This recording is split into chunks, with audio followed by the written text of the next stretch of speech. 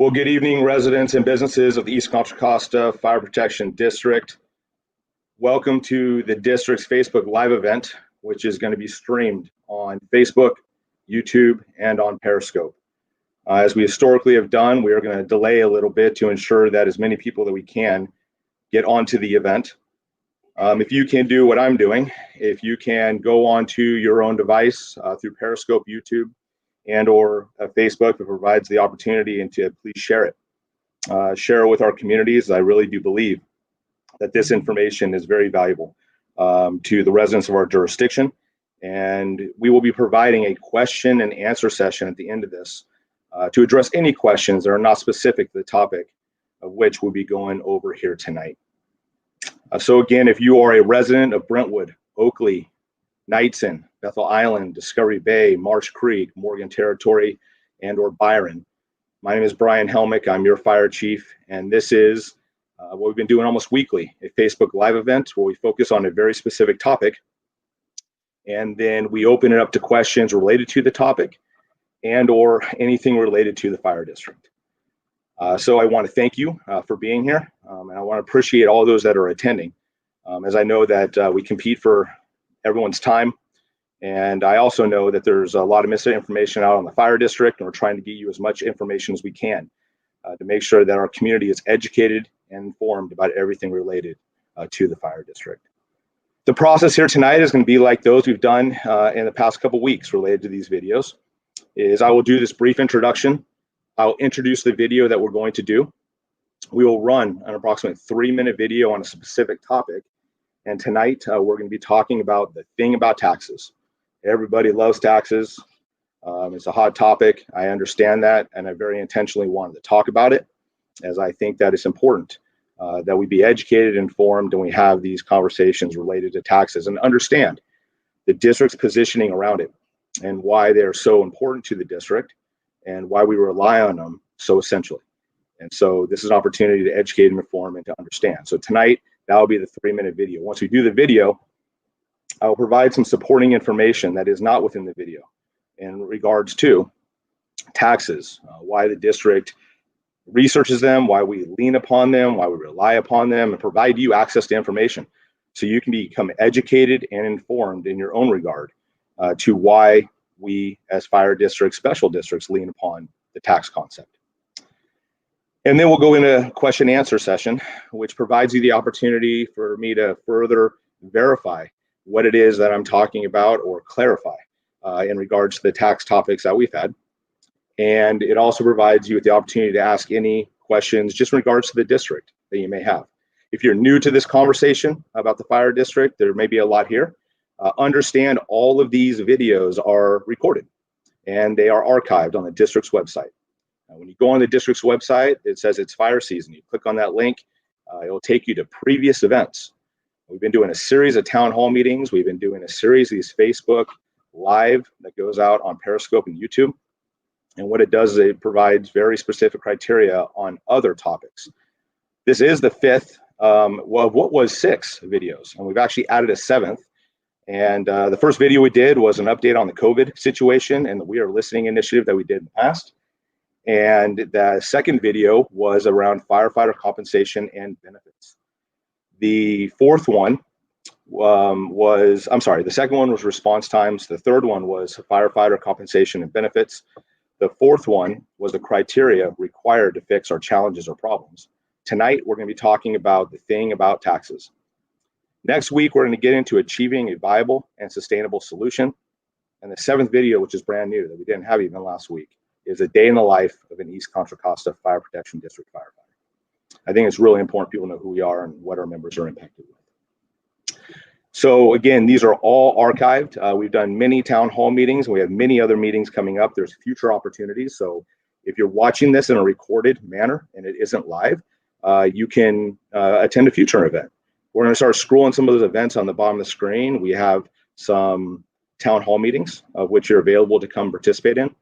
And we also have additional Facebook Live events that you can participate in, as I just previously stated. And we'll scroll these here. They'll be in the comment section that you can link to. It's on the district's website. You can go back and look at this information, so it's available there for you. So I think that it's really also important to know that, listen, we're not going to be able to, this is scheduled for about an hour, and we want to address all the questions that you have.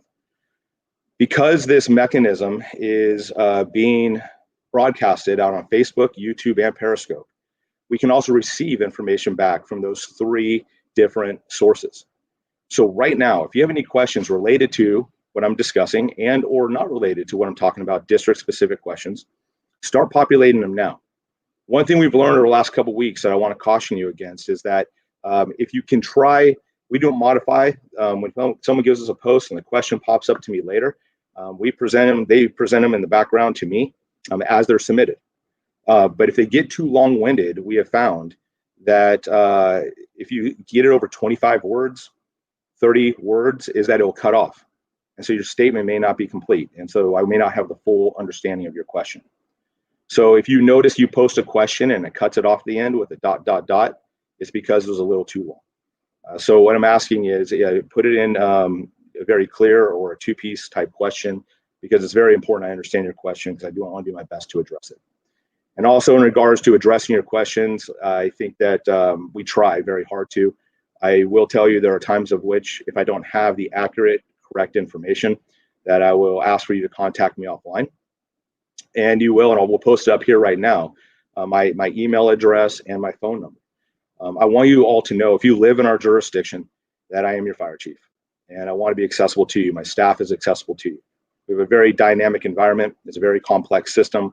Our history is complex, and we're being very progressive in trying to address it. So if I speak here tonight and I speak in a manner of which that I use fire-specific terminology and I don't bring it down to a level, and I just want to make sure that everyone understands, please call me. Send me an email. I want to articulate our situation very accurately to you, and I want to make sure you have access to accurate information. So again, thank you. Again, please share this event as we get started, and start populating your questions if you have them. This is our 5th video of the 7.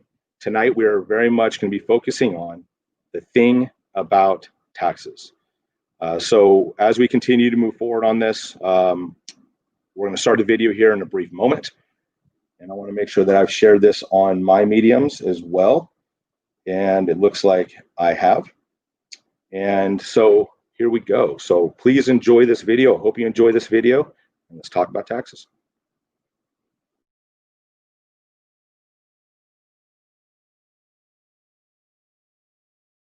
What folks need to know is that we are governed underneath law, we're governed underneath statute. And those laws and statutes very clearly say that the way that we increase service levels is through assessments and taxes. So the reason we utilize taxes is 96% and 97% of all of our funding is through taxes and assessments. That is the means. The revenues that we have are not enough. The revenues that we have were established in the 70s. In the 70s, it was made very clear through Proposition 13 that we were allocated revenues at the rate of which was needed at the time when Proposition 13 went into place. In the 70s, we were purely volunteer. I'm heavily invested into this as a citizen and also as the fire chief. So for that reason, for you as a citizen, it is important that you lean upon me, that you call upon me. My cell phone's on the website, my email address on the website, and I will meet with you. So it is important for you to be informed. It is important for you to know where to get true relevant answers.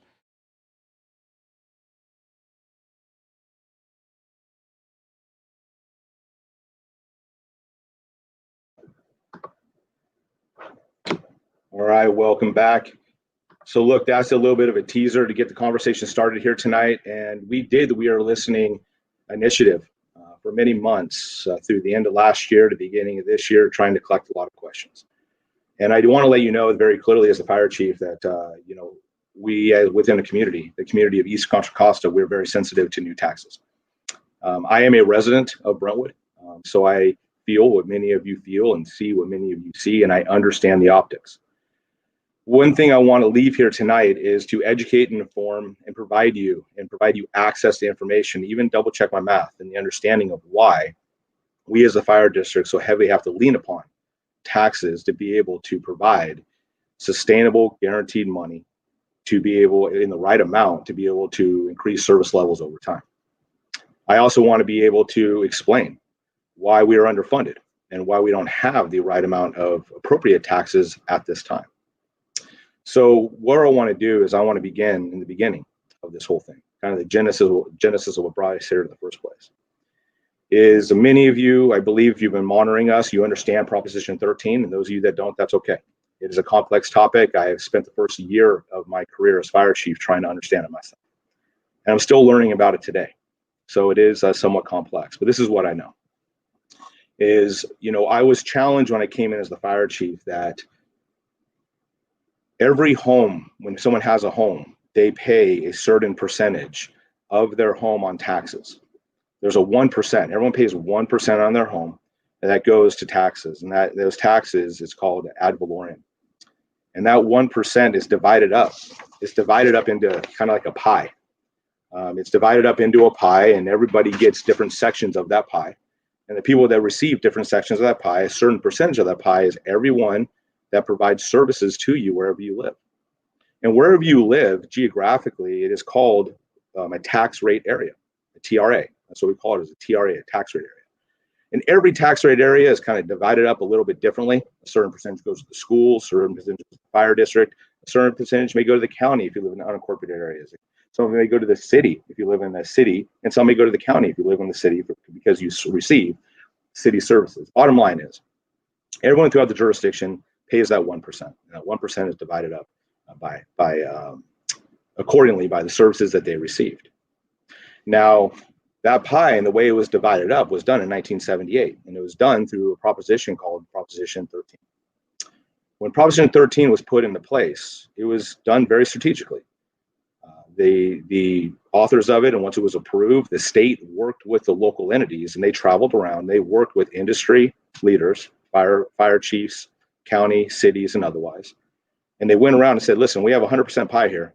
What is it that you need today to be able to provide the service levels that you have today in 1978? And all of the tax rate areas throughout our jurisdiction that were either developed on or undeveloped on, they went around, they worked with the jurisdictions providing fire protection at that time, or any service at the time, and they allocated that pie to be able to adequately provide services back in 78. If we all could go on a road trip, if we can go back in time and find a time machine and go on a road trip, and if I were to meet you, as the example I give, I meet you in Pleasant Hill, and we had the opportunity to drive to Moraga, drive to San Ramon, drive to Brentwood, Oakley, Knightson, Byron, Bethel Island, Marsh Creek, Morgan Territory. The population base and the services being provided in the 70s don't have the demands they do today. And right now, of that pie, we receive 8% on average of it, and there's 200 plus tax rate areas in our jurisdiction. But on average, we get 8%. There are some communities like Bethel Island that pay closer to 18.5%. You have out in Discovery Bay 13.5%. They also have another component which is added within the 1% in Discovery Bay that can bring that rate up. Oakley is between 4 to 5. Brentwood is between 5 to 6. Bottom line is there's a wide variety of the tax rate areas of what percentage goes to fire, but the bottom line is in our jurisdiction on average, 1% brings in only 8% of that 100%. And why that's important is because we were funded in the 70s for a volunteer organization to provide rural fire protection. We are a suburban, urban type communities. We are growing. We have grown rapidly, and the revenue has not come into the district to be able to change our service model from a rural model into a suburban model or urban model. And this is the issue. The rate of which we got in the 70s wasn't wrong. It was right at the time. What was wrong is that from 1978 to current, as development came into the district and as it continued to grow, the fire district, agency leaders, cities, counties, everyone, we work together to address development is we, the district's ultimately responsible. We did not place the appropriate assessments, taxes, on new development.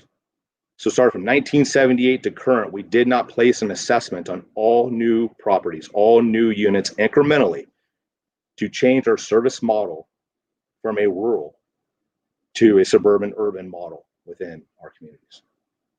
And that is what has created the existing deficit that we have. The allocation amount isn't wrong, it is low, because it was set to do what it was intended to do, is provide volunteer, rural, non-24/7, 365 operations and services.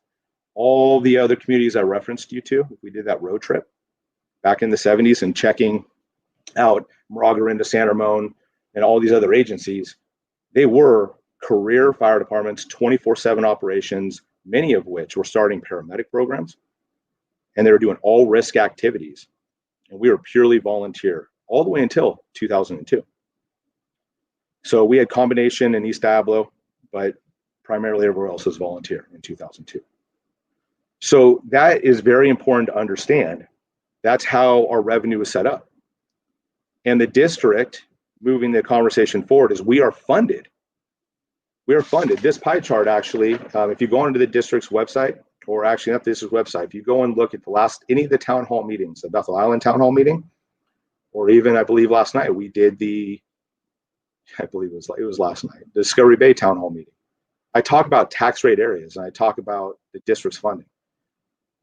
96% of our funding comes in through assessments and taxes, through that percentage that comes in on taxes, and any additional revenue that needs to come to the fire district. We are very restricted on legally how we're able to ask for additional revenue. So we, as the fire district, moving the conversation ahead, is that we are governed and we were established under what is called the Fire Protection District Law of 1987. And that really is the framework, is the law and the statute of which we operate under. And we as the fire district spent a lot of time as we went through to develop our 2019 to 2023 strategic plan. We wanted to identify not only where we were, what our objectives are from 2019 to 2023. This is available on the district's website, on the homepage, on the strategic planning page, to very much identify what we wanted to do, what we could do with our existing revenues, where our deficits were, and what our objectives were for the next 5 years. This was a community inclusive process that was done, but that was only a piece of it. We also have what is called the implementation action plan that identifies what we can do with our existing revenues, where our deficits are, if we got additional revenue, how it'd be used, and how long it would take to implement. It is very measurable, so not only the fire board, but even more so staff can be held accountable. So you as the community understand, if you were to invest into us, we already have a plan in place. We have a revenue issue, but we all have a plan if revenue to come to the district. And the third part of it, from the strategic plan to the implementation action plan, getting to my point, is what is called as a revenue options guide.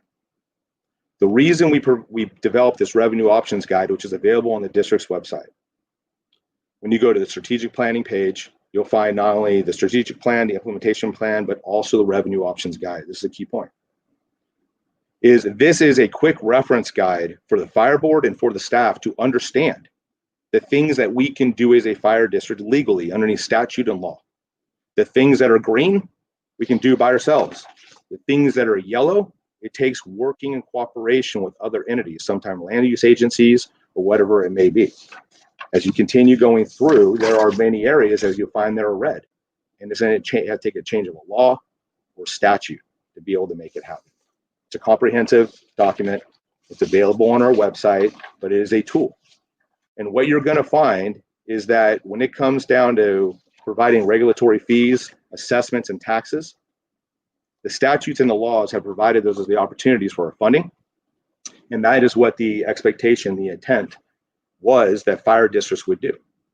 So going back to the beginning, is our allocation amounts may have been low, but the fire district was intended to, as growth came in, place assessments according to laws and statutes that we can do as a district, independent of any other entity, on all new development.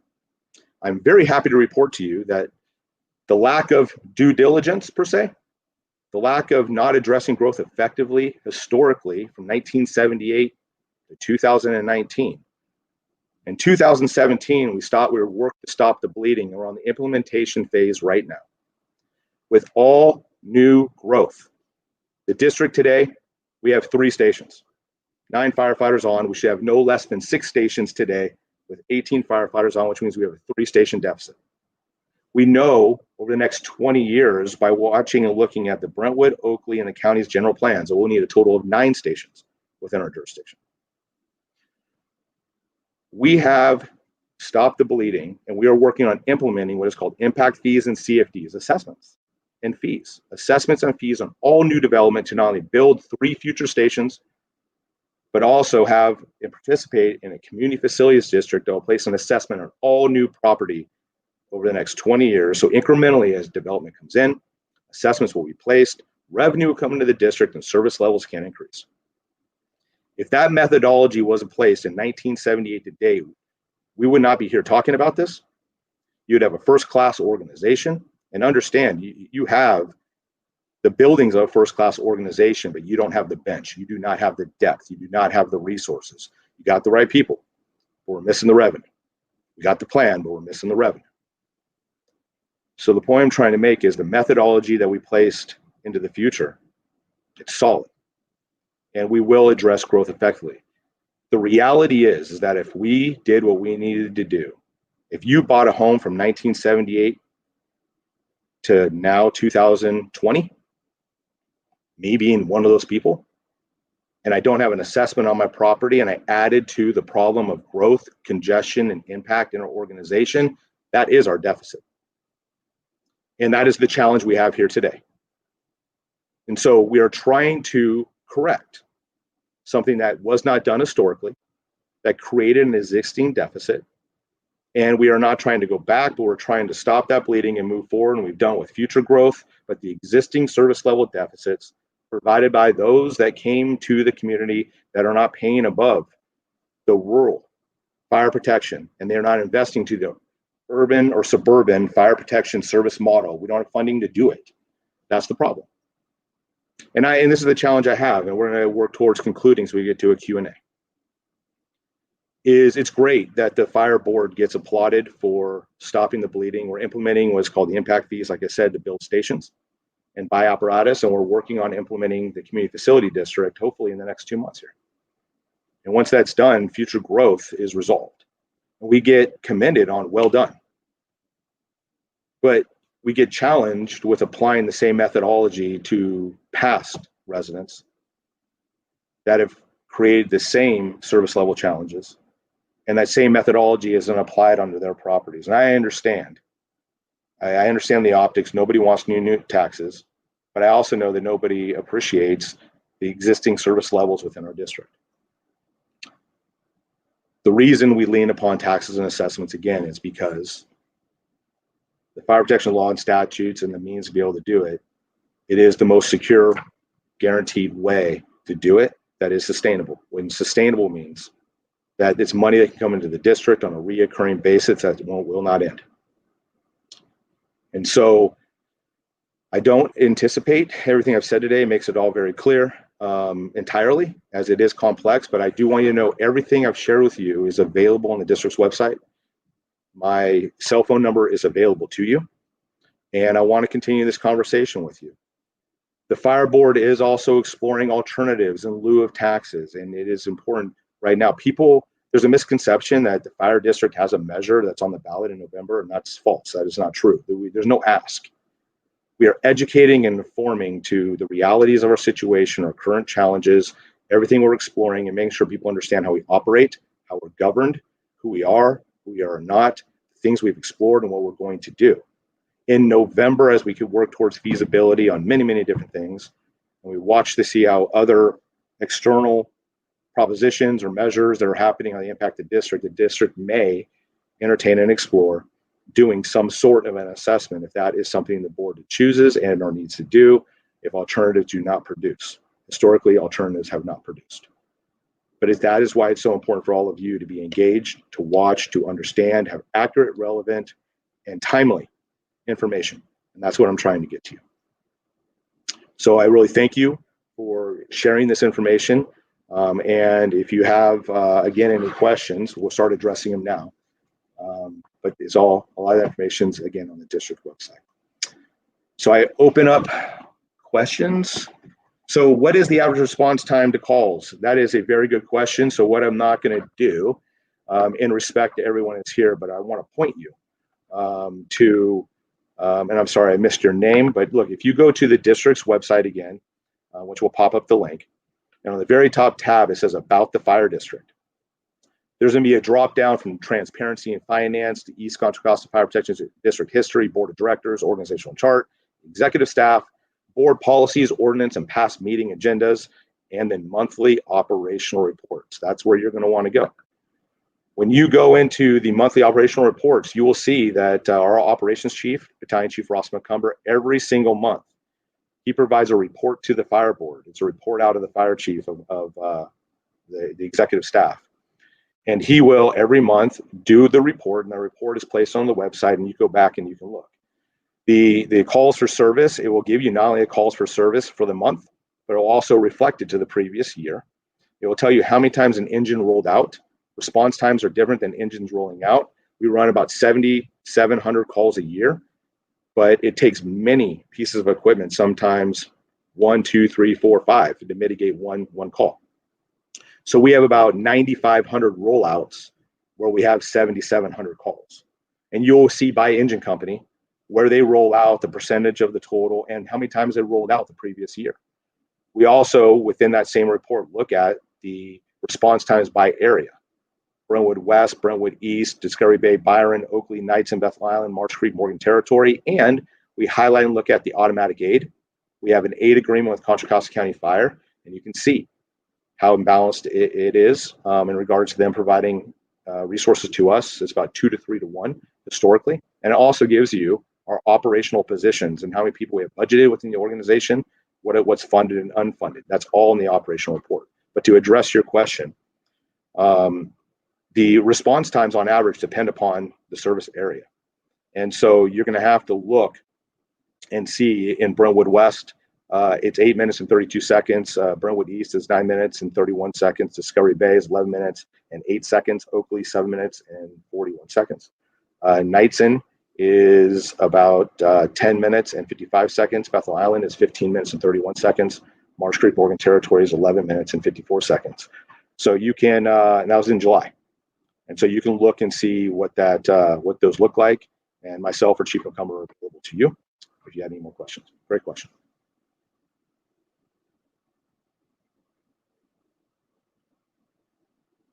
Since Prop 13 and 78, additional tax and supplements is always recommended. Is that an industry standard? Any data on how surrounding cities in and out of county manage deficits? Keep that up. Great question, Mr. Bolton. And for fire protection special districts, so this is also a very important thing that you need to look at. There's 2 types of districts. You've probably heard the phrase fire department and fire district. They are not the same. Fire departments are city departments. For example, Pinole Fire Department, Albany Fire Department, and they operate as part of the city. A district is different than a city. A fire district has an elected board. We have an elected board of 5. We have our own budget, our own revenues, and we get a portion of that 1% that funds the district for fire rescue and EMS services within that service area. We are the primary responsible agency that provides those services to our jurisdiction. Special districts are governed underneath the 1987 Fire Protection Law and Standard, and taxes and assessments are the main means to be able to address impacts of future growth and or to increase additional service levels. And so that is not unique to us, but what is unique to us is special districts. Special districts are fire protection districts that provide fire protection to multiple land use agencies. We have 3. East Contra Costa Fire, the dirt we cover is 250 square miles, 128,000 residents. That swells to 155 when you add the businesses within our jurisdiction. The 3 land use agencies that we provide fire protection to is the city of Oakley, which has between 40 to 50,000 people. The city of Brentwood, 60, 65 plus thousand people, and the unincorporated areas of Contra Costa County. So the 3 land use agencies we serve, the cities of Oakley, Brentwood, and unincorporated areas of Contra Costa County, we are responsible for not only the funding, but fire protection for fire and EMS and rescue. That is what we do. And so fire districts and cities are different. Cities have their budgets set up differently. Like, for example, the city of Brentwood has a police department. They are charged and responsible for police. They are not with fire because we exist. If we did not exist, the cities individually and the county would, the cities would have to provide fire protection. And so there's also a legal analysis, which may be very good in that regard. If you go to the district's website, you go on the strategic planning page again, you go to, you scroll down to what says white papers, and white papers is the same as the legal analysis of legal responsibility to provide fire protection. Does the cities, does the fire district, it's there. So there are also creative ways, and we're exploring those creative ways of getting additional revenue. But to be very clear, assessments and taxes, how it is set up is obviously an impacting factor, and how you address growth is very important. And that is exactly what we're trying to address. Good question, Mr. Bull. Next question, please. Saving $2 million annually by not supplementing other retirees out of balance with budgets could pay for more in new fire. Mr. Bush, Bunch, you're correct. That so let me highlight and leave that up there. So the fire district, when I came in 2017 with many members of our organization and board members at the time, there are so many different things that I observed as I came through the ranks of the fire district. Those of you who don't know, I started in Moraga. I was fortunate enough to get hired as a reserve right out of high school. That was my dream organization. That's what I intended I wanted to do. I was positioned well to potentially have an opportunity there to become a career firefighter. I was probably a year or two out from getting done what I needed to do. They strongly recommended I go get additional experience. I asked them how I should do that. They said, hey, you may want to look at East County, the Oakley Knights and Fire Protection District, a volunteer organization, to get some experience, some exposure. And I came out here thinking it would be like a 3 to 5 year thing. And well, 20 plus years later, here I am. The reason I bring this up is that this area is not new to me. This area is not, I fell in love with the community. I saw the district, saw the opportunity for growth, and I actually saw many of our challenges. And I progressed throughout the ranks. I worked as a firefighter, an engineer, a captain. I spent 10 years as an operational battalion chief managing the day-to-day stations.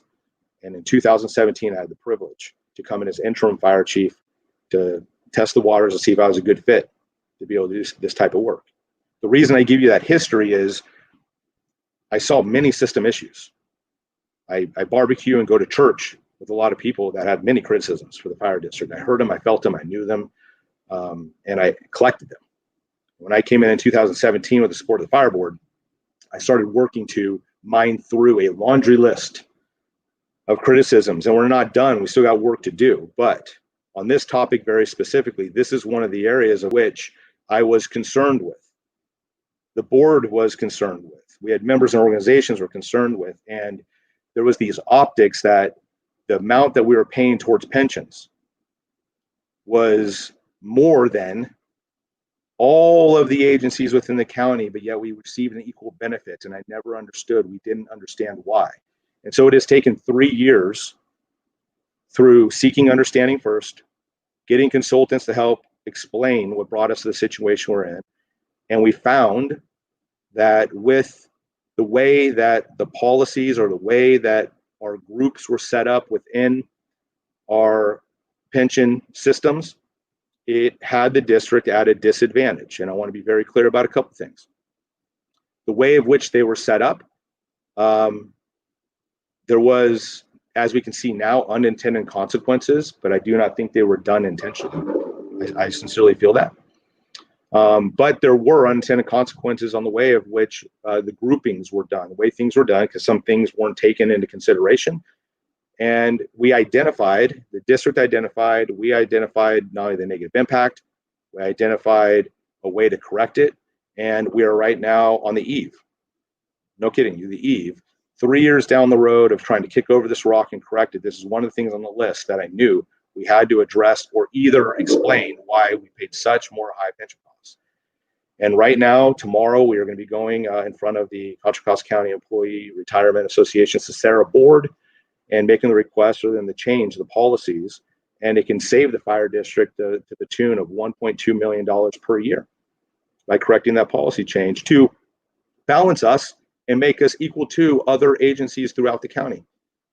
So we found an issue, we provided a solution, and tomorrow we're very eager and somewhat excited for this to be resolved, because this has been something that's been challenged with that many of us understand. The optics have been horrible, but this is one example of us kicking over every rock. So the point I want to make is your fire board, your fire chief, we have a strong labor and management relationship.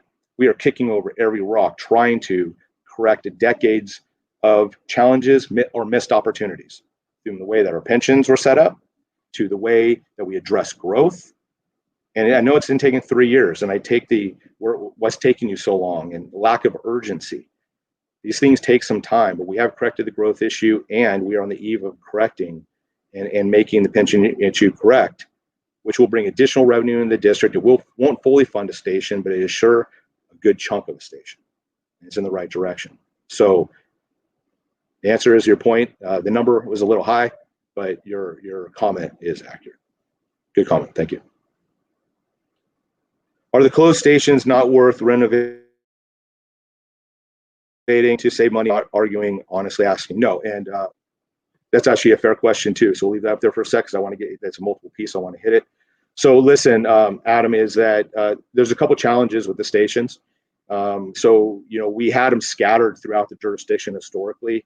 We know that we're going to need 9 stations as we continue to build. We have 4 that are constructed, 3 that are occupied.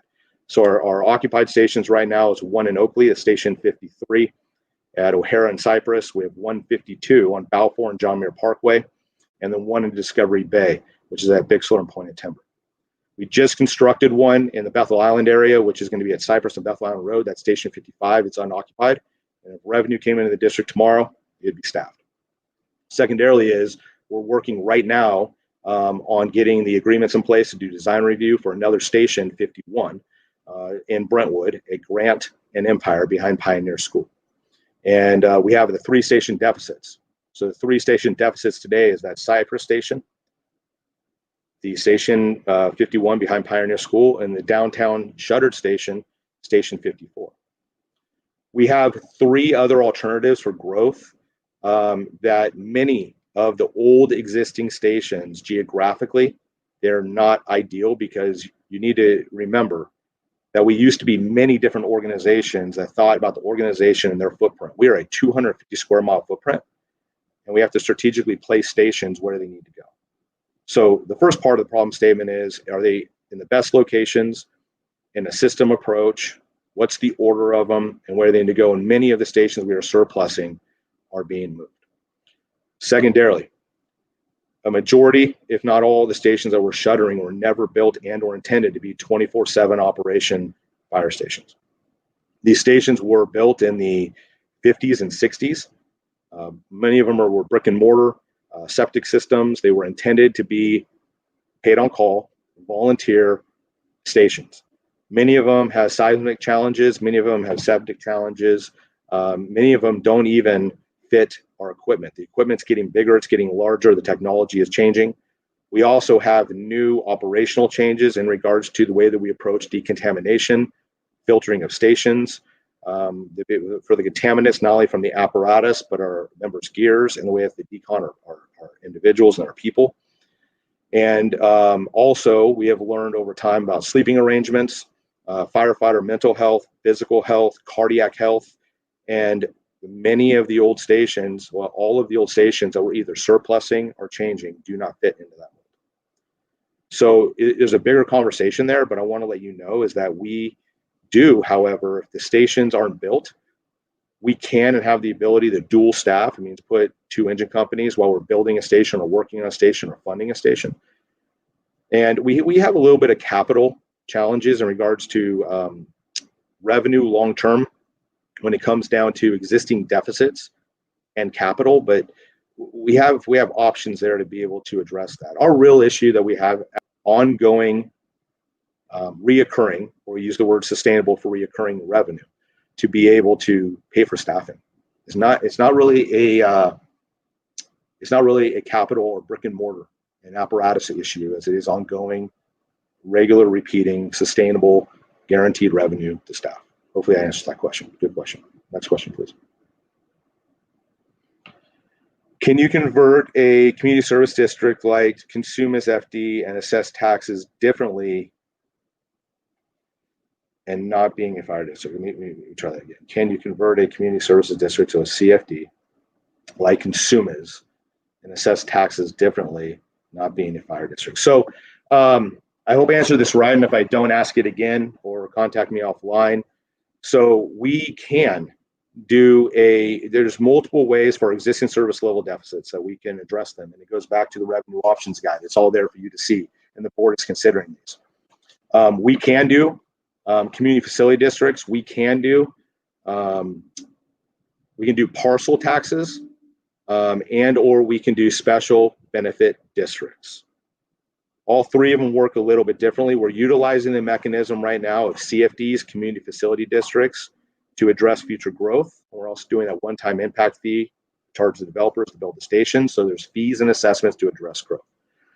For existing service level deficits, we are right now exploring and looking at what is called a special benefit district, which is a benefit district. So it would be, the way it would work is that if the board identifies, as we work through all of our alternatives, that they need to do either a 1, a 2, or a 3 station revenue enhancement. So as we explore everything, we know we have a 3 station deficit. So in a perfect world, if we all agreed, we would make a 3 station. We know we need 3 stations. We would have a model to make an ask for 3 stations. My staff and I are working as we explore all these alternatives, because we don't know what happens when the dust will settle. Are we going to have a 1 station deficit, a 2 station deficit, or still a 3 station existing deficit? So what I'm working on right now is building those assessments and working with engineers to be able to have what's called an engineer's report, to be able to do a benefit assessment district for an added benefit to the system of adding 1 station, 2 station, or 3 stations. And most recently, we're doing a 3 station buildup. So if we know we have a 3 station deficit and we want to do a 3 station buildup, it could be 1 station in 1 year, a station 2 years later, and another station 2 years after that. And so we know in 5 years we get the 3 stations that we need. And we also know we can use grants or one-time monies in the in-between years to increase service levels along the way. It's another consideration for the board. So again, in November, I don't know exactly where we're going to be in regards to the need, but I want to make sure all the tools and resources are available to the fire board in regards to 1, 2, and or 3 station or 3 station tiered up approach, so they can make a decision to address the deficits that we have. So I believe that Consumnes Elk Grove, they have a special benefit district. If not, they have an assessment. And we are, by a CFD, we are working for future development. So there's some complexities there. In regards to, and I don't want to get into it because I know it can be confusing, but I think it's important to know, is a parcel tax is, for example, if we needed $1,000 and there were 10 parcels in our jurisdiction. This is an example. It's not reality. If we needed $1,000 and there's 10 parcels, it would be $100 per parcel to get us to where it is that we need to go to get to 1,000. So what a parcel tax does is it equally divides. We have 44,600 parcels in our jurisdiction, and a parcel tax would take the needed amount for the added benefit to the system and equally distributes it to the same dollar amount to every single parcel throughout the jurisdiction. One thing that we've been challenged with the citizens is saying that they want something that's fair and equitable. They want it to be balanced. They want everybody to chip in. What they mean by everybody is they don't want it to be put solely on just the residential property owners. And residential property owners are 87% of the 44,600 parcels that we have within our jurisdiction. What a benefit assessment does is that we look at those 44,000 parcels and we define the benefit on every single one. And the amount that you pay is dependent upon the benefit that you receive. So if you have a 4,000 square foot home that is sprinklered or non-sprinklered and next to a fire hydrant or not a fire hydrant, if you live in a 1,000 square foot home, on a parcel tax, you both have the same assessment. But on a benefit assessment, the larger home is going to be charged at a higher rate than the lower rate because they don't have the same amount of benefit. In addition, on a benefit assessment, there's nobody exempt. That means that all special districts, the city's properties, the county's properties, everyone pays in to it. And so I want to be clear that when we're looking at the assessment of a benefit assessment, everyone has to chip in to be able to make it happen. And the benefit that you receive, the greater benefit that you pay, the less benefit you receive. So if you own just dirt, and if it's just plain dirt and you're not farming on it, if you're farming on it, it's a little bit more. To if you have a home on it, it's even more, right? It's incremental. It balances it out accordingly. And that is one thing that we've been told. In addition, to conclude this answer is, I've been criticized, or the district's been criticized, or the board is like, don't put it on the residential properties back. You need to come up with multiple means of mechanisms. Look, when I came into the fire district, we had one. It was that low percent, that 8% of property taxes. In 2017, that was the mean of our revenues, and that's what we have. Today, now fast forwarding 3 years, we have not only the tax rate area revenues of the 8%, we also have a cost recovery program that fully funds the Fire Prevention Bureau. People that use the system pay for the system. It's not profit generating, but it's cost neutralizing. We are right now updating and implementing the impact fees that have not been done since either the 80s or 2000s. They're inadequate. They're lower than what they need to be, and we're updating them right now. That's a third mechanism. We're also, number 4, in September, no later than October, September, doing the CFD, the community facility districts, are all future growth. So we have multiple means of revenue. And the last piece to address our existing service level deficits we're working on right now. And a benefit assessment district, again, would add the burden to everybody. Cities pays, counties pays, special districts pay, businesses pay, residents pay. Any property, if you own a parcel, you pay.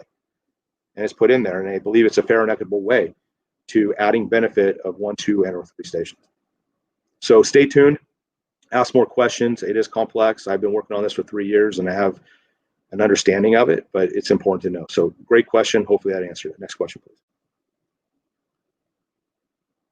No. So is there any money allotted from the lottery? If not, can there be? Don't know where the funds go. So that is a fair question. No, the fire district does not receive anything from the lottery. And I think if you were to go, and I'd work with you offline because I think it's an answering question, the answer is no. But if you were going to the lottery website, you will look where it does go. I know that the revenues are supposed to go to education. I've heard things of recent that there may be some challenges with that, but my understanding is there's a lot of to go to education and many other sources. But there is not any money that comes in the fire district from the lottery. It's also important to note that people really recommend us getting money from either other agencies or other entities, and when mechanisms are built through assessments, taxes, fees, whatever it may be, legally by law, many revenues are called restricted. They're not just general fund monies. General fund monies can be used in a non-specific way. They can be used however you want to. It's a non-issue. Cities, the county, the fire district, those impact fees I referenced to you is that we collect from developers can only be used to build stations and buy apparatus. We cannot use them to pay for ongoing operations. We just can't. The laws and the statutes do. It's called restricted money. So when you look at any entity, any public safety agency, any government agency, it's important to understand that even though they have X amount of revenue a year, you have to look and see what's restricted versus non-restricted. How can it be used and not being used? And that's important for us too.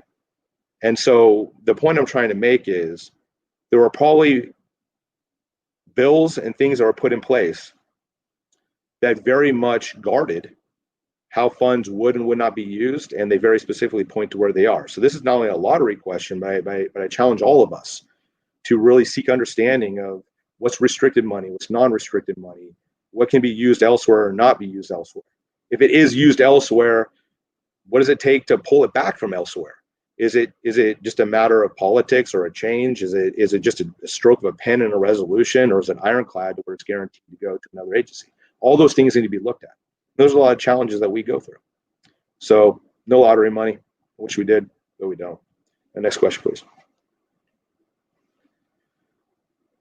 Don't we need to fire aircraft of our own with all the dry areas and surrounding populated areas? That's a fair question.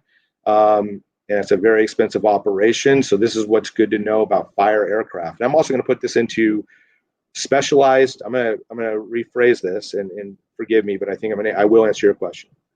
Is that, look, fire aircraft, fire boats, and specialized equipment, we as East Contra Costa Fire, with having 3 fire stations and we're short 6, we can't even do well we do 90% of the time. And that's just running to vehicle accidents, structure fires, residential house fires, and medical aids due to the lack of resources. When I came in 2017 with the support of the board and working hand in hand again we have a very strong and good labor management relationship to work through our challenging issues, not only operationally, but the health and welfare of our members. I challenged all of us to live within our means. And right now, administratively, financially, 3 stations we can do it on a reoccurring basis. It's sustainable. Operationally, we're getting our rears handed to us. We're getting overrun. We're finding that 25% of the calls we get dispatched, we do not make it to. Either because we're unavailable, or we respond, and because of the time and distance to get there, we get canceled. And so if we cannot do our baseline well, I, as the fire chief, cannot endorse investing any of our time, energy, and money in specialized operations. I would love to have a full fleet of boats to be able to maintain marine protection. We have 100 miles of waterways that surrounds our district. It is a tremendous investment to train people. It is a dangerous operation, all-weather operation. Confined space rescue, trench rescue, hazardous materials, air operations, as I said, fire boats, aerial trucks, which is anything to get above 3 stories. You'll find fire engines. They have ladders on them, but not a big ladder on top. That's called a fire truck. Fire engines don't have the ladder on top, which is a truck. That's a specialized piece of equipment. So we do, however, because we do not have these capabilities, we have to lean upon other agencies that do. And we are part of the statewide mutual aid system, but the challenge with that system is those resources are far away and we're not guaranteed them. So because we ask for them, if I ask for a fireboat, we'll get it from Contra Costa County Fire because we had a fireboat at one time and they are staffing it and they'll send it to us, but the time and distance is a challenge. We also have cooperators and people across over in the Rio Vista, Isleton area that we can lean onto. But for trucks, for example, if we call for a truck and those agencies are using the trucks, if they can't come from Pittsburgh, they may have to come from Concord, Walnut Creek. That's a long way away. We know what it's like driving from Concord or Walnut Creek 3 o'clock in the afternoon on any given day. And even if it's a Saturday morning, we know how long it takes. We need those resources at home. And so we also, for air resources, for fire attack, we work with not only CAL FIRE, we work with East Bay Regional Park, we work with Contra Costa County Fire, and we do have air support and access to them, but we have to be able to justify property and or life risk, to be able to utilize those resources from time to time. And it comes with the distance. So we're well far off from being able to do what we can do 90% of the time well. And specialized operations are on our radar. They are right now not our priority, so we can't do the 90% of the stuff well. Hope that makes sense. Next question, please. How much are water carriers cost on average? So I believe, so let's get a little terminology so I'm clear. So we have, again, fire engines. Those are primarily what you see that do residential structure fires. They go to vehicle accidents. They run the medicals. Those are what we call our type 1 structural firefighting engines. Those cost about $1 million. And they last for 10 plus years. We run them hard. And the technology on them, how we equip them, it is the baseline of our operations and how we operate and we rule. We carry all of our equipment. It's a garage on wheels. That's where we carry our water. Okay, our engines carry between 500 and 750 gallons of water on those. So that's a type 1 engine. We also have an off-road unit, a wildland unit. We call that a type 3 piece of equipment. It's a 4-wheel drive unit that goes off-road, 500 gallons of water. a company of tools to be able to handle vegetation type fires. And those can cost us anywhere from $300,000 to $500,000. The water carriers we call water tenders. And water tenders, they carry 3,000 gallons of water. And we have in our jurisdiction, the 250 square miles we have, a large majority of our area in the unincorporated areas is non-hydranted, which means we don't have any hydrants out there. There are even some areas within Brentwood and Oakley that don't have fire hydrants. So our members have to operationally be prepared every time a call comes in. And this is why institutional knowledge and being experienced in an organization and knowing our 250 square miles where we operate is the captains have to make a judgment call. And when they get dispatched to an incident, they have to say, is there hydrants, is there no hydrants? Does it require me to take a type 1, a structural firefighting engine, or a water tender? I'm sorry, or a type 3, a wildland or a structural firefighting engine. And then is there hydrants or not? And if there's not hydrants, the captain chooses the engine. One of the members hops in the water tender and they roll what we call tandem together. And so the equipment is the baseline of what we do. Our members are the ones that operate it and utilize it, and we bring water with us, and a lot of areas don't have water. So we have a capital and equipment replacement plan. We do 5-year leases to buy new equipment, replace our equipment every 10 years. But I want to be very clear, our equipment is not the challenge. The challenge we have right now is ongoing, reoccurring. We use the word sustainable revenue to be able to pay for the personnel and the staffing. And all agencies, just to be clear, throughout California and throughout the great nation, when it comes down to our finances and our budget, 70 to 85%, depending upon the agency, goes to personnel. Because personnel are our service. They're the tip of the spear. They're what we do. That's what we invest to. And that's who we want to be here. They provide the service. And so I just want to be clear. That's the cost of equipment, on average. And that's how we use our equipment on average. But our challenge is in capital. Building stations, buying equipment. It's ongoing, recurring revenue to pay the members to answer the call every day. Great question. Next question, please. Thank you, Mr. Bolton. Thank you. Thank you.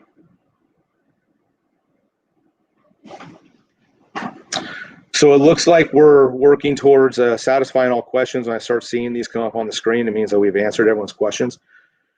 Please continue to share this information and continue to engage and communicate. I know there's a lot of misinformation out in the fire district.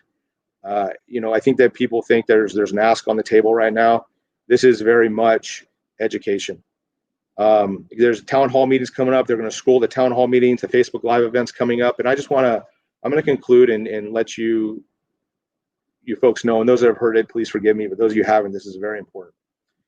I want to remind everyone my responsibility as your fire chief. Again, Brentwood, Oakley, Knights, and Bethel Island, Discovery Bay, Byron, Marsh Creek, Morgan Territory. If you're one of the 128,000 people that live here, or of the 155,000 that work here, I am your fire chief. And that's why I put my information out there. So I want you to have access to me. My job, though, I work for the voice of the fire board. The fire board has 2 employees, myself and the district's legal counsel.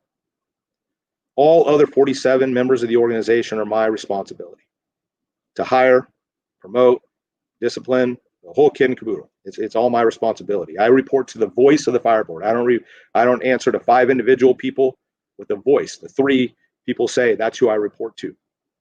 And so it's important you understand my positioning here.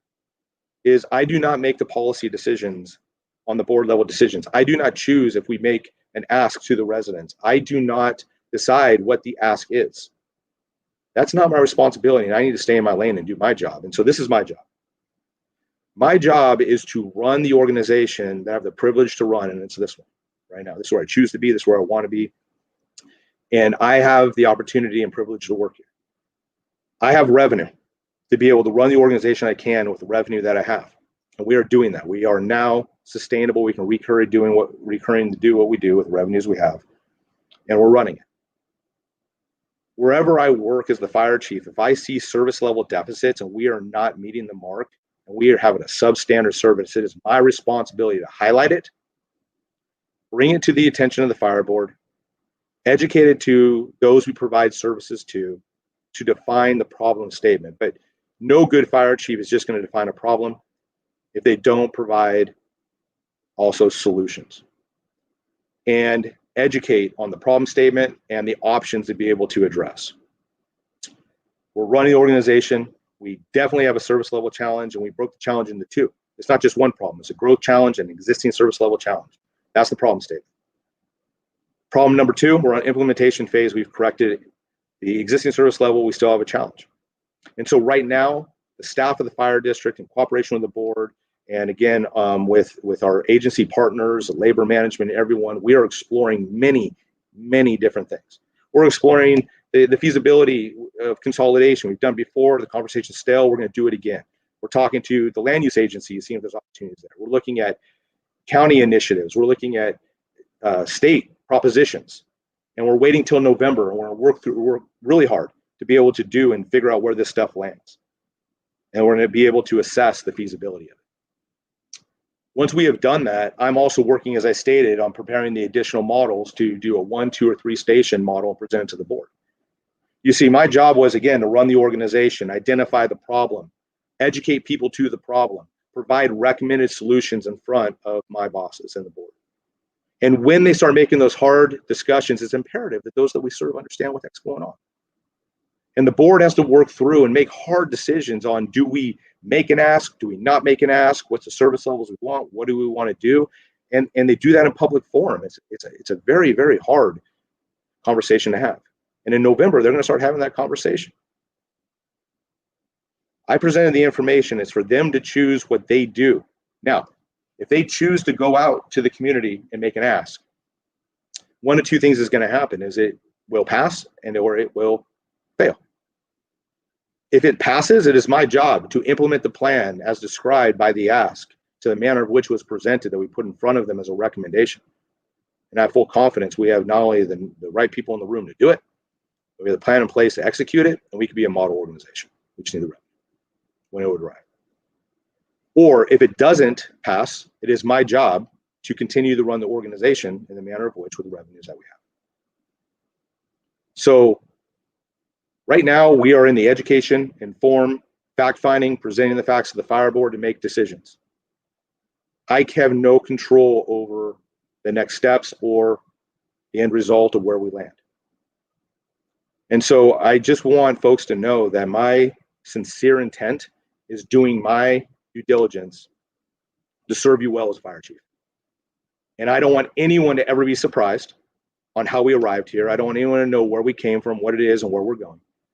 I want you to be educated and informed as if you're sitting right next to me for when these hard decisions come up, so you can make an educated and informed decision and nobody's surprised. So my call to action to all of you is this. I'm criticized every day that we have no reach. I'm challenged every day that people do not know who their fire district is. I'm challenged every day that people do not know they have service level deficits. People don't know every day what the district's doing trying to correct them. A lot of folks don't know why we keep talking about taxes. I'm here trying to educate and inform. I need your help. So I want to thank all of you for being here tonight. I don't take, again, your time for granted. I'm honored to serve you. We have a huge problem on our hands, but together as a community, we can resolve it. So continue to lean on me as I'm going to continue to ask how I can better serve you. I really thank you for watching. Again, this is going to be archived, and this is going to be available online, so you can share it as we continue to move forward. And I just really want to thank you for continuing to watch, continue to support, continue to be educated, and be actively engaged in your fire district. So thank you for being here tonight. Look forward to the next opportunity to meet with you, and please be safe.